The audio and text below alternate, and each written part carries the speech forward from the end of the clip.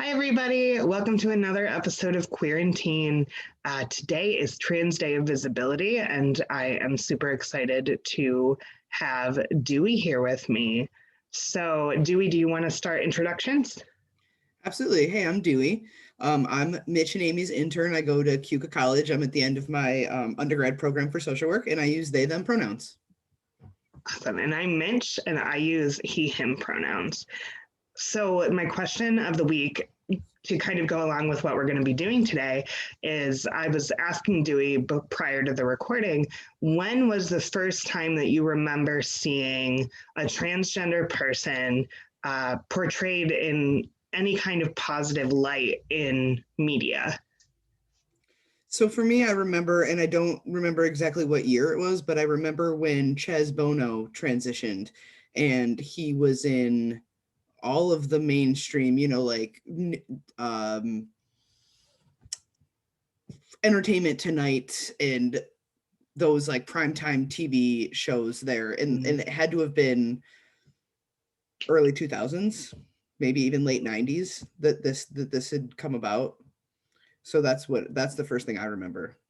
Yeah. So for me, I said that it was seeing Laverne Cox in Orange is the New Black, portraying Sophia in that. And I'm both, it's kind of similar to Chaz Bono.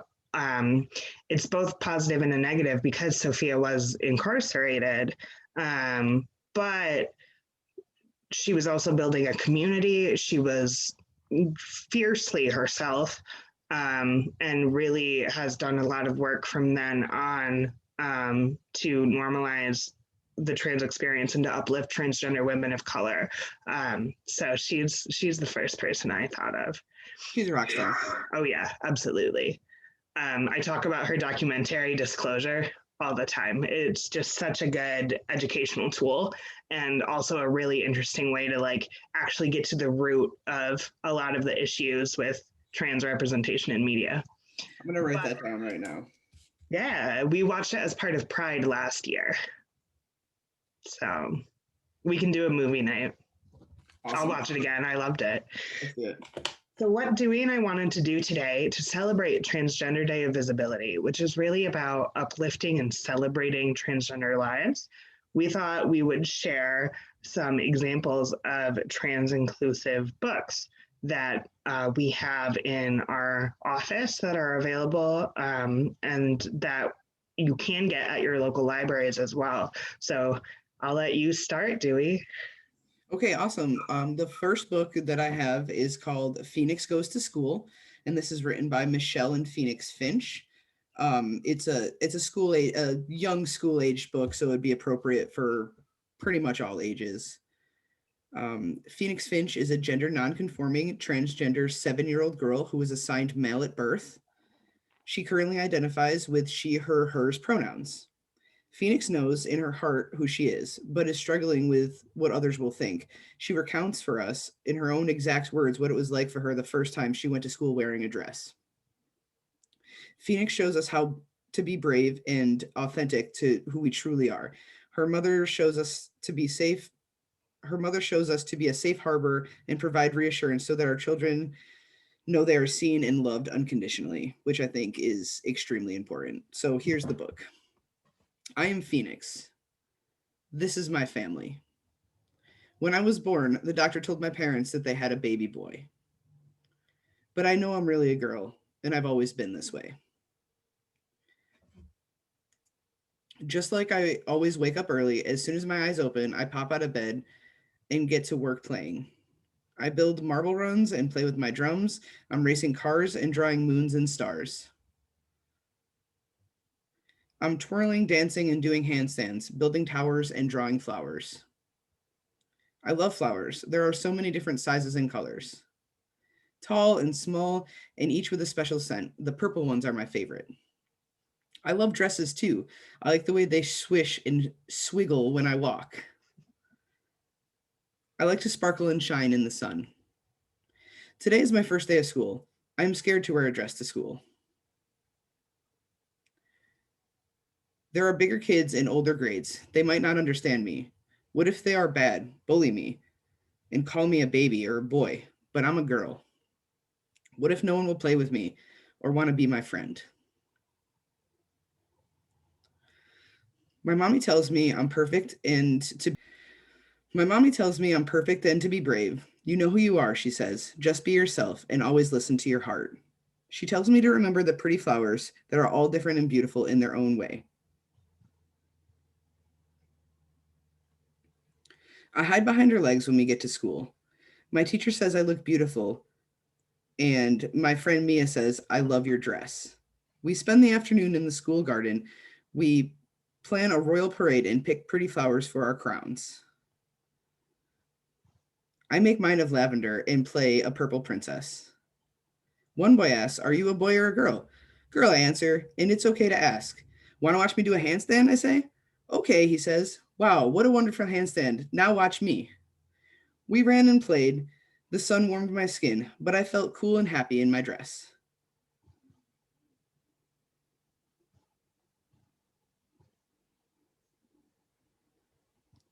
I felt like me, Phoenix.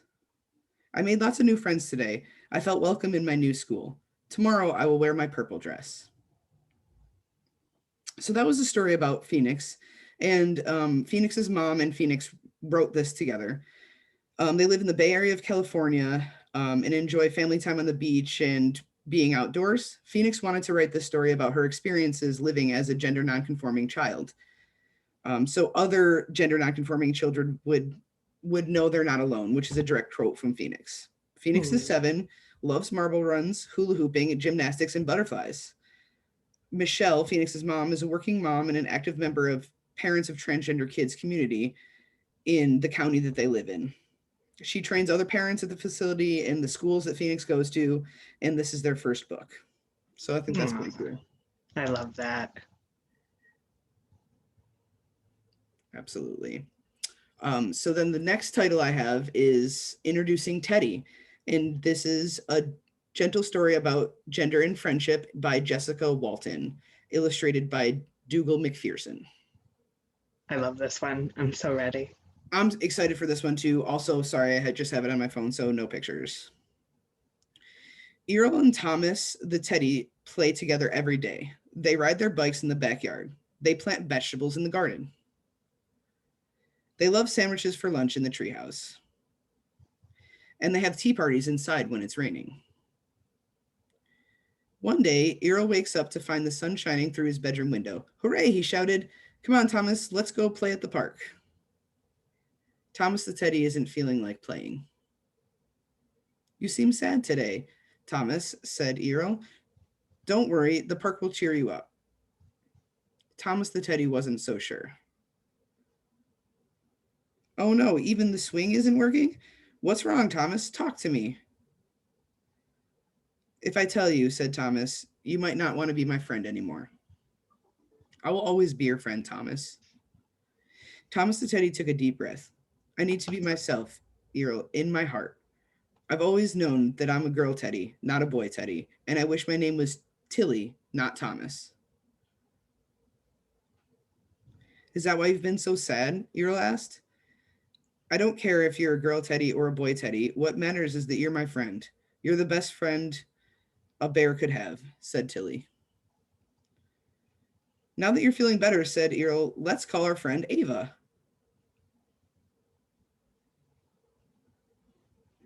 Hi, Ava. Teddy and I are at the park. Do you want to come play?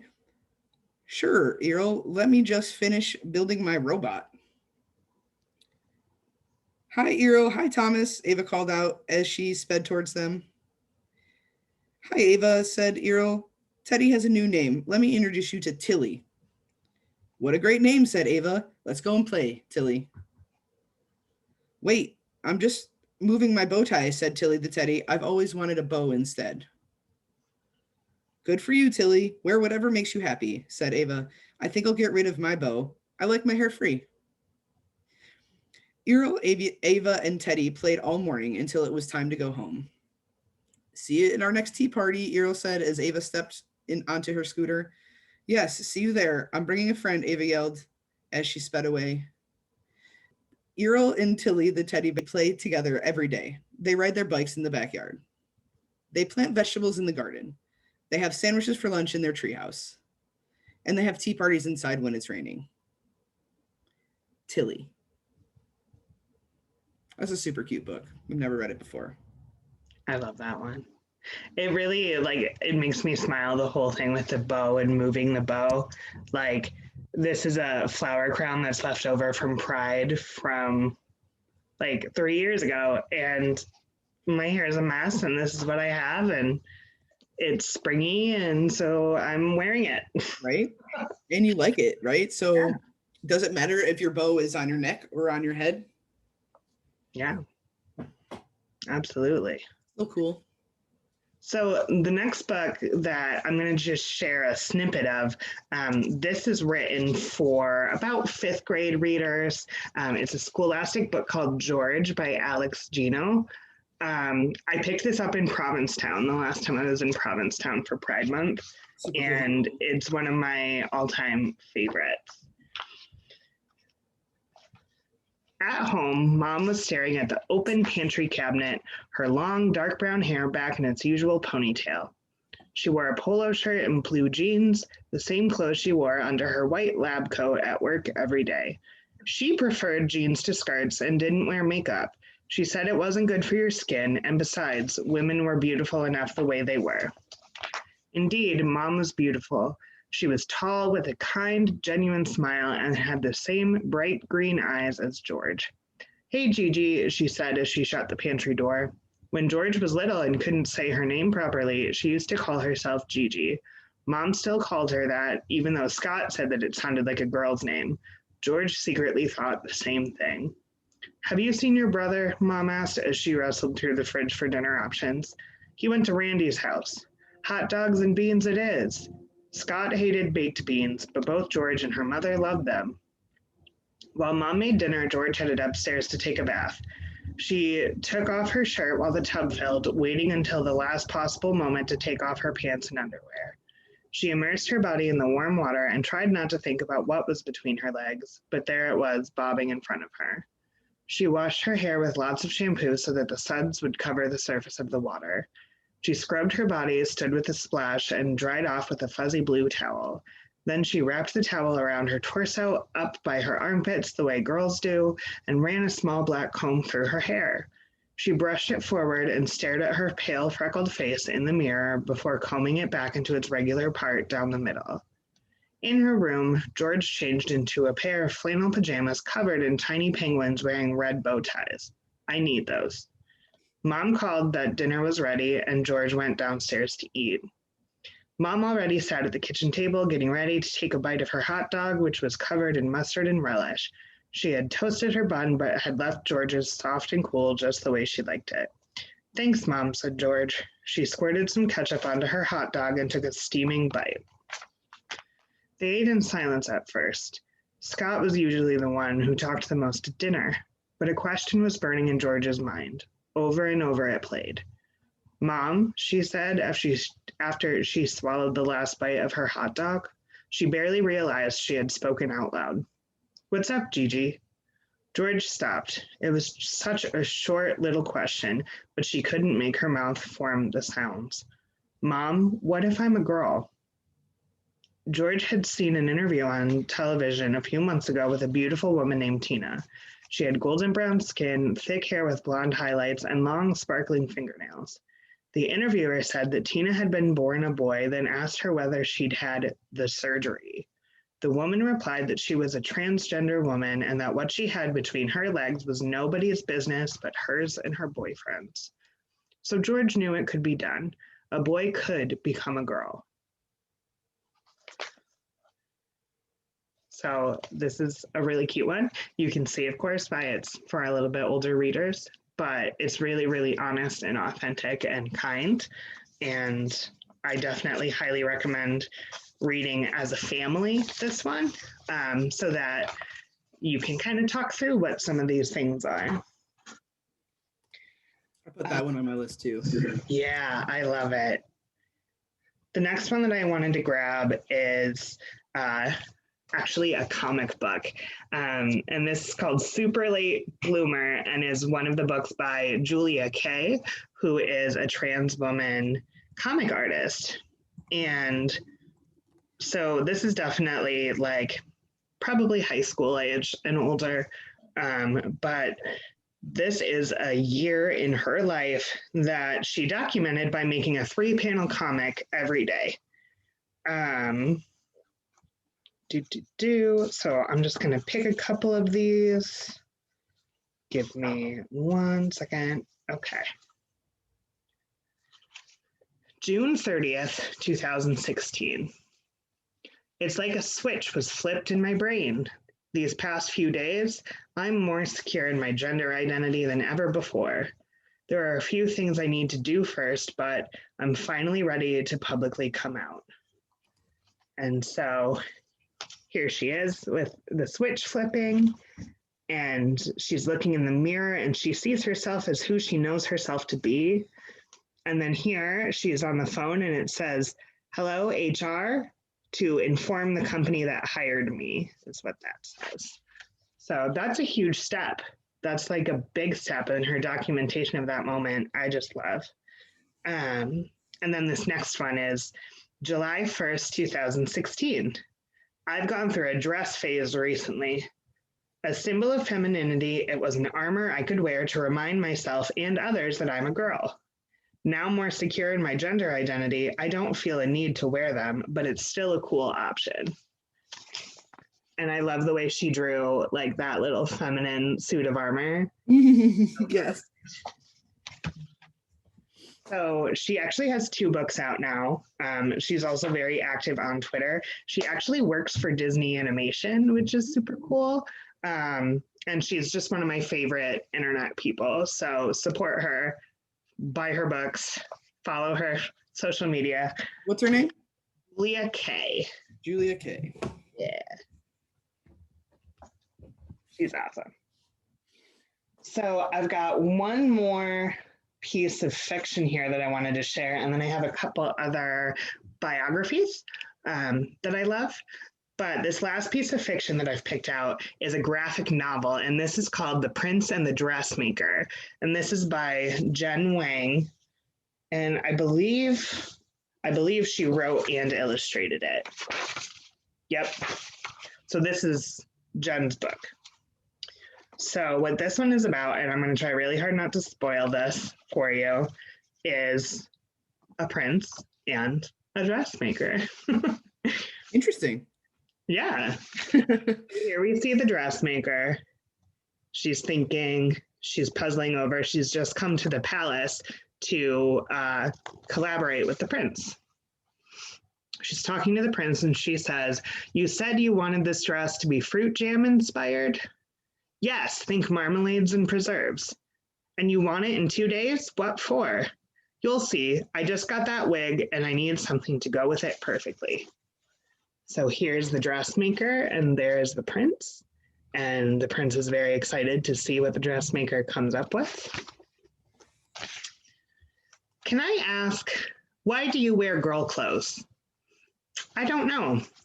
Some days I look at myself in the mirror and I think, that's me, Prince Sebastian. I wear boy clothes and look like my father. Other days it doesn't feel right at all. Those days I feel like I'm actually a princess." "What made you want to be a designer?" "The first time I came to the city, I came with my mother to deliver goods for her employer. When we passed the Grand Music Hall, I saw a poster for a ballet called The Muse of Crystalia. I couldn't stop looking at it. For weeks afterwards, I kept drawing versions of that poster, trying to imagine what the costumes really looked like." So there you can see them talking. And then there's her flashback to the poster art. What an amazing dress, right?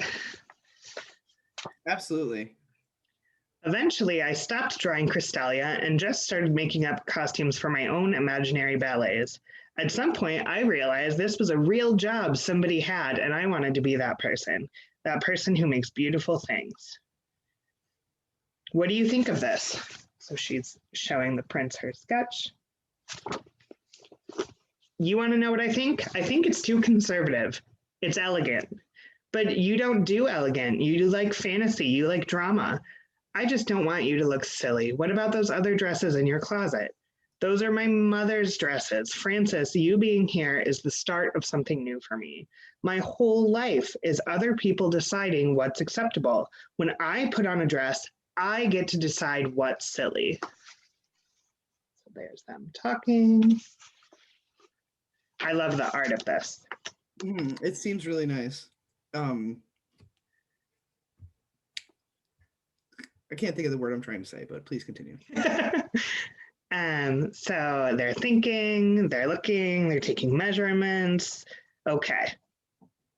And so here you can see her working on the dress, and the prince is working on the wig. Intricate is the word I was looking for. The drawings are intricate. Ba-boom. What do you think? This is incredible. You look amazing. Good. Okay, grab your coat. We're going out. Out? Meet me at the side entrance. So there they are. I just love that dress. So pretty. And then they're going through town. And then they're showing up here at an event with a big banner that says Malden's Preserves. Sebastian, what are we doing here? Frances, I need to tell you something. I've never been in public dressed like this before. No one's ever had to look at me. And now, ladies and gentlemen, the event of the evening, the beauty pageant. Who will be crowned Miss Marmalade? Beauty pageant? Why didn't you tell me? I didn't think I would go through with this. You want to go back? No, I'm going to do this. I just wanted you to know. Okay, here goes. Sebastian. I see a number of lovely ladies in the crowd tonight. Step right to the stage, ladies, and show us what you've got.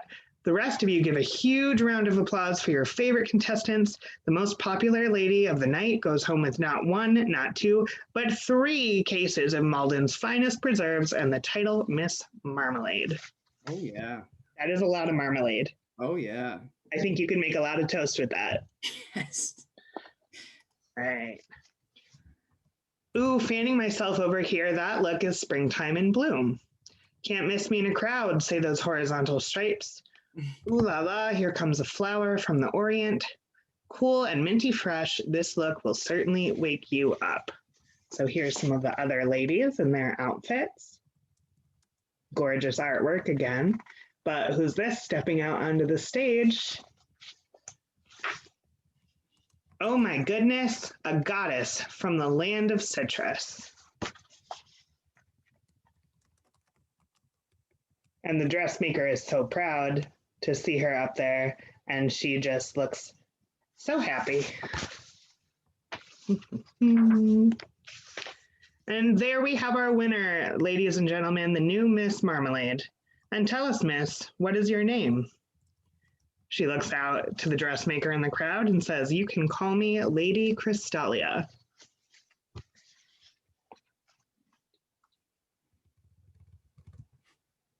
So that's just one chunk of one of the chapters at the beginning. But again, The Prince and the Dressmaker by Jen Wang.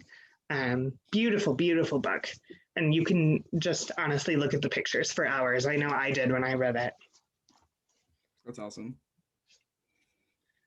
So I just grabbed a couple more memoirs. This one is called Sissy, and this is a coming of gender story by Jacob Tobia. This one I would recommend, again, for high school and older. Jacob Tobia is a non-binary legend, someone who has done a lot of work, and I will be reading from one of the earlier chapters in this book. Dressing up seems to be a theme here because it is such a pivotal moment for most of us. Our clothes are how we kind of convey our gender expression. And so this piece that I've pulled to read is about dressing up as well. I just noticed that, so that's pretty funny. My mom wasn't stupid. She could plainly see what was happening. She could see that the water around me was beginning to heat up and I'd soon be boiling. She knew the world was becoming increasingly hostile to her effeminate, sensitive, creative son. And she, like every parent of a gender nonconforming child, faced a horrible choice. She had to choose between affirming me and keeping me safe from harm. While this choice was made iteratively, that's a new word for me, almost daily, my strongest memory of it is from Halloween 1997 when I was 6 years old. Like every Halloween, my mom took me to the Toys R Us, rest in peace, Toys R Us, near our house to pick out a costume. As I stared down the wall of costumes, which was easily 3 times taller than me and over 40 feet long, I felt a little out to sea. Spread around me were countless identities, ideas, possibilities of self to experiment with for one night only. I could be a princess surveying my realm, a firefighter facing down an inferno, or a scientist exploring outer space. Or I could be something stupid like a pumpkin or a ladybug or whatever. I mean, no offense, but why do children go as pumpkins for Halloween? It's such a Hufflepuff choice, not to mention a pretty arbitrary vegetable. You get one night to be as extravagant as you'd like, as daring as you want, and something compels certain children to say, I want to be a gourd. That's just who I am. It's not that children shouldn't dress up as vegetables. I'm a vegetarian. I love vegetables. So obviously, I think that children dressed as vegetables are adorable. It's just that I believe children should be able to dress up as vegetables any day they want to, and they shouldn't have to waste their precious once-a-year Halloween costume on it. Parents should be able to say, okay, it's Tuesday. You know what that means, Stephanie? Time to dress up like your favorite item from the produce aisle. Stephanie shouldn't have to wait until Halloween for that. Stephanie should get to dress up like a tomato any day she damn well pleases. Anyway, as I stood there facing the great wall of identities offered by Toys R Us, one costume stuck out to me above all others. I wanted to be Pocahontas more than anything in the world. Now, let me preface this story with the following. If you think that I am in any way endorsing cultural appropriation by writing this, you should just stop reading.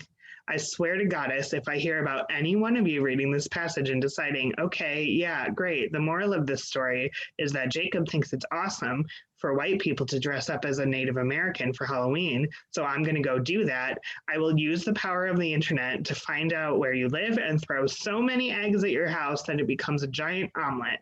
Or if you're vegan, I will respect that and throw so much tofu at your house that it becomes a giant tofu scramble. The point of this passage is not that white people should dress their children as Native Americans for Halloween. That's basically the opposite of the point here. Capiche? All that being said, it was 1997. I was 6 years old and hadn't quite developed my political consciousness about cultural appropriation or the colonization of the Americas and subsequent genocide of the Native American people at the hands of white settlers yet. I also didn't know multiplication yet. I had some stuff to work on. What I did know was that Pocahontas was by far the most badass Disney princess. Keep in mind that Disney's transgender butch lesbian masterpiece Mulan wasn't released until a year later, or else I obviously would have gone with that equally problematic costume. The similarities between who Pocahontas was and who I saw myself to be were uncanny. She wore dresses. I wanted to wear dresses. She loved running around in the woods and singing. I loved running around in the woods and singing. She talked to trees. I also talked to trees. So in that toy store aisle, I took a deep breath and conjured up all the courage I could muster. The inevitable question was posed by my mom. So who do you want to be for Halloween this year? I paused, turned to her, and managed to squeak out, Pocahontas, maybe? The silence was deafening. You know when you tell someone you're in love with them and within 2 nanoseconds before they can even utter a word, you know they don't reciprocate? This was like that. I knew from the moment the words left my lips that it wasn't going to happen. My mom paused and let out a deep sigh as her gears turned. How could she explain to me what I needed to know? How could she tell me what I needed to hear? If we'd grown up in a different world, in a more perfect universe, in an alternate, less racist, less misogynistic reality, perhaps that would have been the moment when she would pause, collect her thoughts, and cautiously say what needed to be said. I know you are more feminine than the other boys. I know you love dresses and flowers and playing with your grandmother's jewelry, and I love that about you. There is absolutely nothing wrong with who you are, and I will support you no matter what. But I also want to help you understand the world you're growing up in. You are growing up in a world where many people, your brother, your father, your classmates, your peers, random strangers on the street, you name it, are going to be hostile towards you because of your femininity. People are going to spend most of your life making you feel less than. Knowing that, I want to help you make an informed decision. Would you rather go as a more socially acceptable costume, like a pumpkin or some equally stupid vegetable, thereby avoiding the torment of your peers? Or are you ready to put on a dress and bravely face the world? Whatever you choose, I will support you and love you and hug you when it feels like too much, okay? But in our universe, instead of saying all that, she simply turned to me with a quiet look of concern and sheepishly asked, "What about going as a boy character from the movie?" If we lived in a better world, I would have turned to her and replied, "Really, Jane? Are you serious right now? You want me to go as John Smith, the colonizer? I mean, I know the Disney version of the movie makes his ethical position sort of debatable or whatever, but we all know that that is some propaganda bullshit. Are you seriously suggesting I walk around the neighborhood dressed as a genocide perpetrating white dude?" But we didn't live in that world, and I was 6. So defeated, I turned to her and simply said, "Okay, but I want to go as another boy from the movie, not John Smith."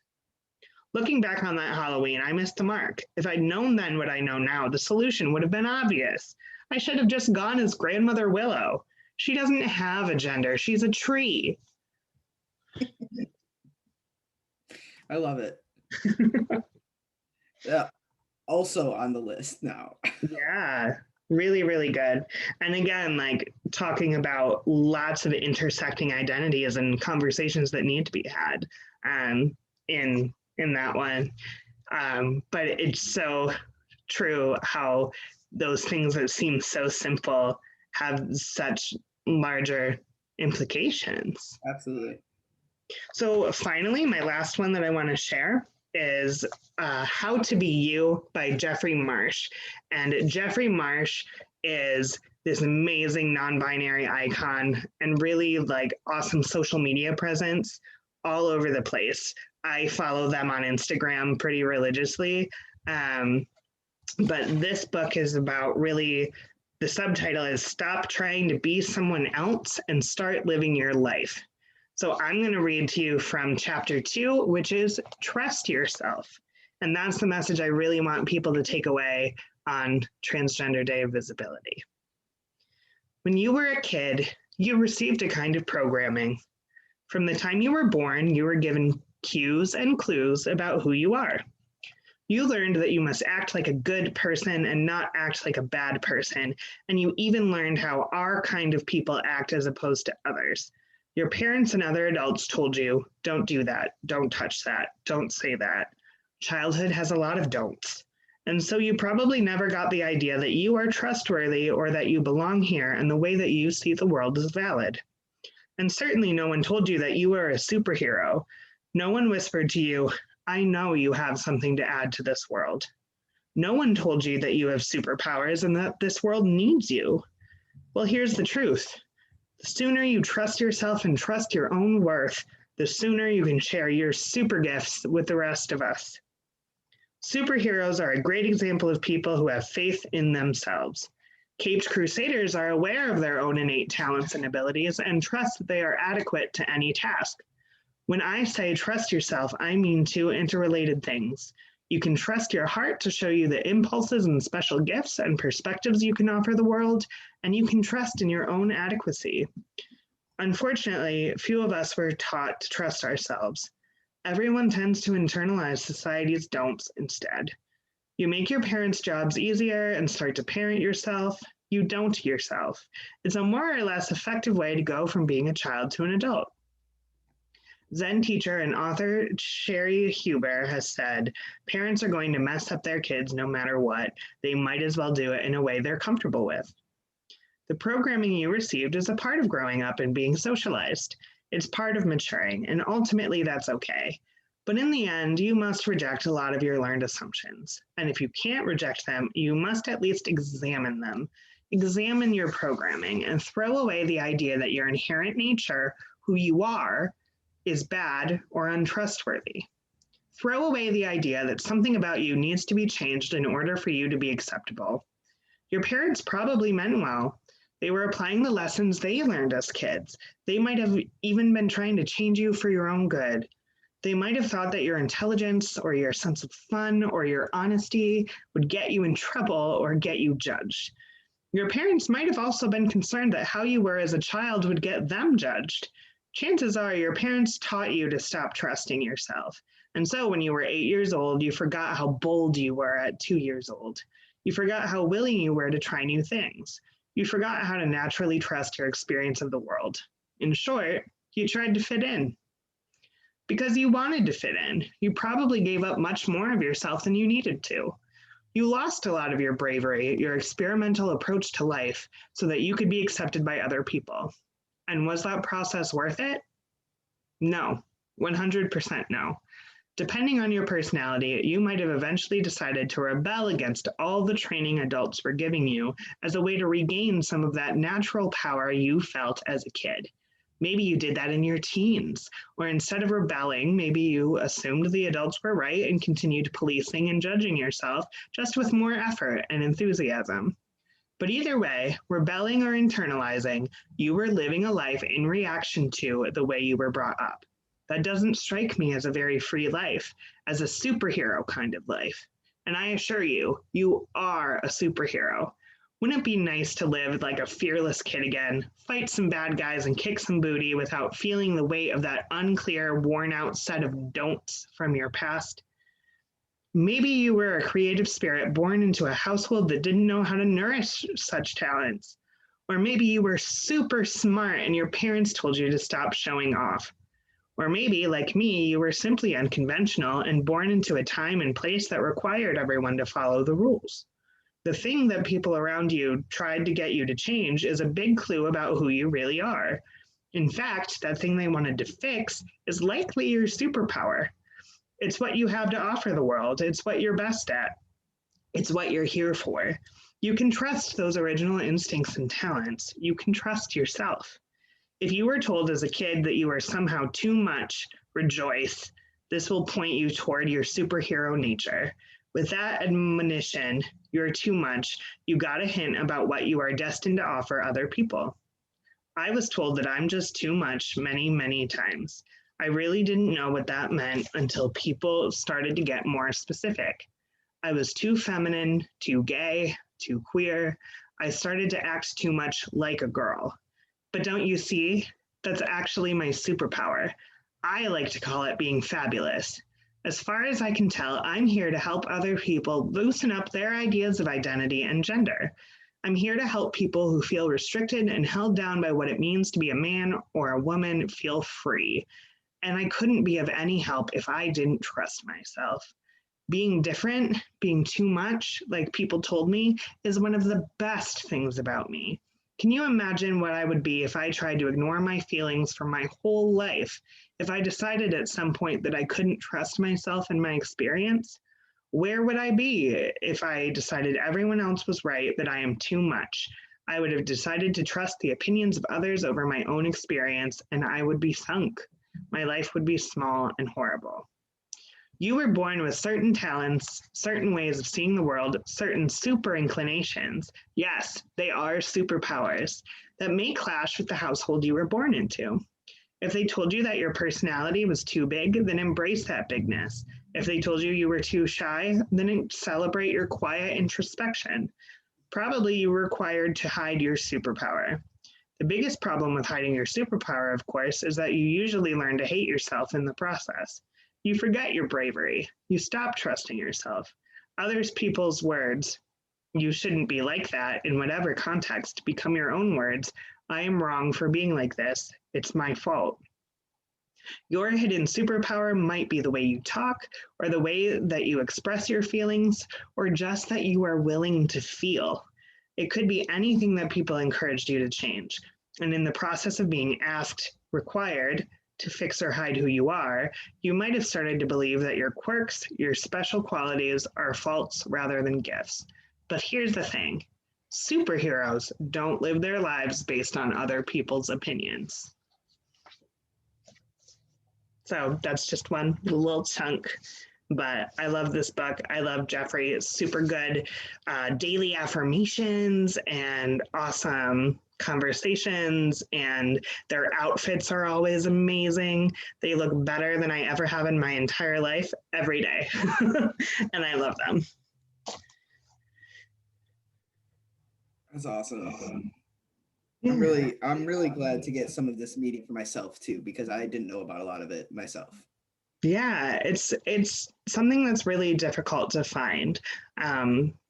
Going to libraries, you have to know what to look for. Amy and I mention all the time that we do independent research and show up to Barnes and Noble with a printout of what we're looking for so that we can actually find titles that talk about these things. Right. It's becoming easier, but again, like talking about curriculum, there's actually a bill here in New York State that's being considered on the House and Senate levels that would integrate LGBTQ inclusive titles into grade school curriculum to give youth an opportunity to have these conversations earlier, because these books that we just shared, even the ones that are deliberately meant to be accessible for youth to kind of start to consider these things, that are things that have to be considered in your lifetime. Right. They can be hard to find, and some schools have historically tried to ban these books. We know that too. And so it's just really important that you don't have to agree with everything in a book. Certainly, like, it's important to give the caveat that some of the things that we might have read, like other people's opinions, don't necessarily reflect our own, and that's okay. But we are a big believer in that freedom of speech in America, and that ability to share ideas, and people need to be able to access the information about the world they live in. Like, imagine if you couldn't find any cookbooks anywhere that told you how to make bread. Imagine like bread was a censored thing and it was something you couldn't figure out. Like, how frustrating would that be? And that's something so like minimal in comparison to being able to just understand who you know yourself to be. Well, right. In the beginning of this, we asked the question, like, what do you remember? What is your first, trans media representation? I'm 35 years old. And it was like, I remember the Chaz Bono situation and him coming out and him being outed and it being on the media and stuff. But like, I can't come up with anything else. I can't come up with any books that I read or anything that would make me feel like I was part of a community or anything, So I think this is excellent that we're trying to show our youth and our kids that it's okay, and we got you, and we're going to show you these books, Super important. Absolutely. Thank you for sharing that. Yeah, so again, this is a really small sample. That's the great news, is that more titles are coming out every day. I'm extremely fortunate. Shout out to my best friend, Sage Doherty, who founded the GSA with me, the Gender and Sexuality Alliance, at my high school 11 years ago, and was in my wedding and has been with me my whole life. She is the reason I have a lot of these titles. She works in the publishing industry and always keeps me up to date on what's new and what's coming out. Totally, the pun works there. That's a good one. So definitely and encourage your libraries to order these books. They're awesome. Here we have the OWWL library system, OWL, and they are going to actually be very involved in Pride this year, and I'm thrilled to have them. And if you are ever looking for a specific title, go to your local library and your librarian can help you order it so that you can take it out for free. And a lot of these titles too, you're going to find are available on some of those library apps like Libby as well. Absolutely. Yeah. So thank you so much, Dewy. Thanks for joining us, everyone, for Trans Day of Visibility. Take care, enjoy the day, and support your local library. Yes, please do. Have a good day, everybody. Bye.